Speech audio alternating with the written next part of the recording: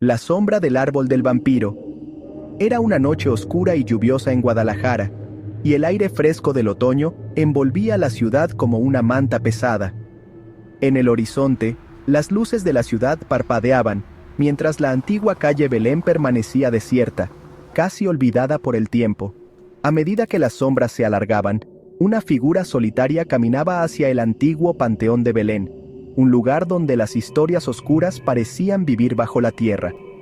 Carlos, un joven periodista, había llegado a la ciudad con el propósito de investigar las leyendas urbanas que tanto había escuchado de su abuela, nacida en Guadalajara.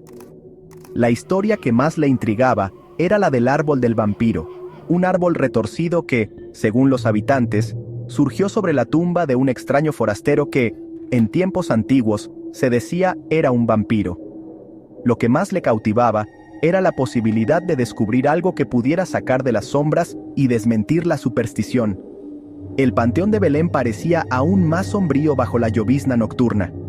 Las lápidas desgastadas por el paso de los años se alineaban en largas hileras, mientras las ramas del árbol en el centro del cementerio se agitaban como si sus raíces respiraran.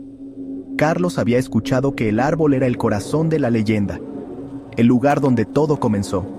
Sus raíces, según los relatos, habían crecido de manera extraña, como si se tratara de algo más que naturaleza, algo que no pertenecía al mundo mortal. El joven se acercó a la entrada, donde un guía turístico, un hombre mayor con un sombrero de ala ancha, lo miró con una sonrisa casi burlona. ¿Vienes a desafiar la leyenda?, preguntó el hombre con voz grave, como si ya hubiera visto a muchos como él, interesados por la misma historia. Carlos, algo escéptico, asintió y se adentró con él al cementerio. Mientras caminaban, el viejo hombre le relataba la historia que todos en Guadalajara conocían. Hace siglos, un extraño extranjero llegó a esta ciudad. Su rostro pálido y sus costumbres extrañas hicieron que la gente murmurara sobre él. No salía durante el día, y cuando lo hacía, se cubría con capas oscuras. Pero fue cuando comenzaron a aparecer cadáveres con marcas de colmillos que los rumores se hicieron más fuertes, dijo el guía, mirando fijamente a Carlos. Muchos creían que estaba alimentándose de la sangre de los vivos. Carlos, interesado pero escéptico, preguntó: ¿y cómo murió? ¿Qué pasó con él? El viejo guió sus pasos hasta el árbol. Las ramas caían pesadas, como si el árbol estuviera vivo y el silencio era profundo. Lo atraparon una noche. Con una estaca, lo destruyeron y lo enterraron aquí. Pero lo que nadie esperaba era lo que ocurrió después, continuó el hombre, su voz bajando hasta convertirse en un susurro. En su tumba creció este árbol, algo que no ocurre naturalmente. Nadie se atrevió a cortarlo, por miedo a que el vampiro regresara. Carlos se acercó al árbol, observando las extrañas raíces que se entrelazaban sobre la tierra, formando figuras grotescas. Sus dedos rozaron la corteza fría y áspera, y un escalofrío recorrió su espalda.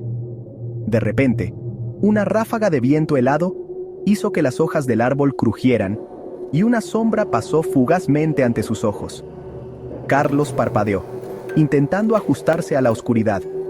En el fondo del panteón, algo se movió entre las lápidas, y un sonido lejano de pasos resonó en la quietud de la noche. ¿Escuchas eso?, preguntó Carlos mirando al guía. El hombre parecía nervioso. Su rostro se había tornado serio, y sus ojos evitaban el árbol. Nunca deberías haber tocado la corteza, dijo el guía, su voz temblorosa. Una vez que se toca, no hay vuelta atrás. Antes de que Carlos pudiera responder, el viento aumentó de intensidad, y las sombras comenzaron a alargarse.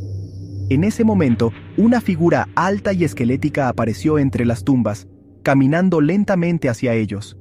Su piel, pálida como la luna, brillaba con una luz fantasmal.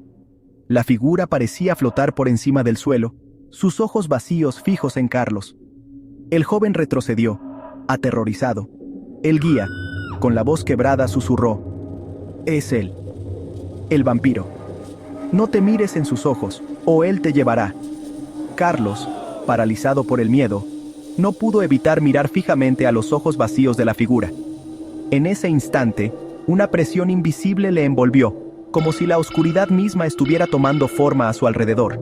Sintió cómo su alma se despojaba lentamente de la vida, como si cada respiro lo acercara más a una condena eterna. De repente, el viento cesó, y la figura desapareció, dejando tras de sí un silencio sepulcral. El árbol, que antes parecía inerte, comenzó a agitarse violentamente, sus raíces estirándose hacia el suelo. El guía, con una mirada aterrada, corrió hacia la salida del panteón, dejando a Carlos atrás. Sin entender qué había ocurrido, Carlos comenzó a caminar hacia la salida, su mente nublada por el terror. Cuando miró hacia atrás, vio al árbol una vez más, pero ahora parecía aún más oscuro, como si hubiera absorbido la esencia misma de la noche.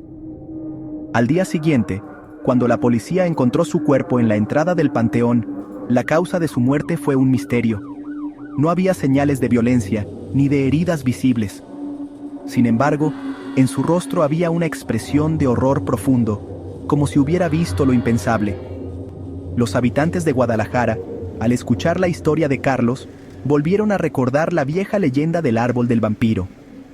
Y como siempre, el árbol seguía allí, en silencio, esperando a la siguiente víctima que desafiara su maldición.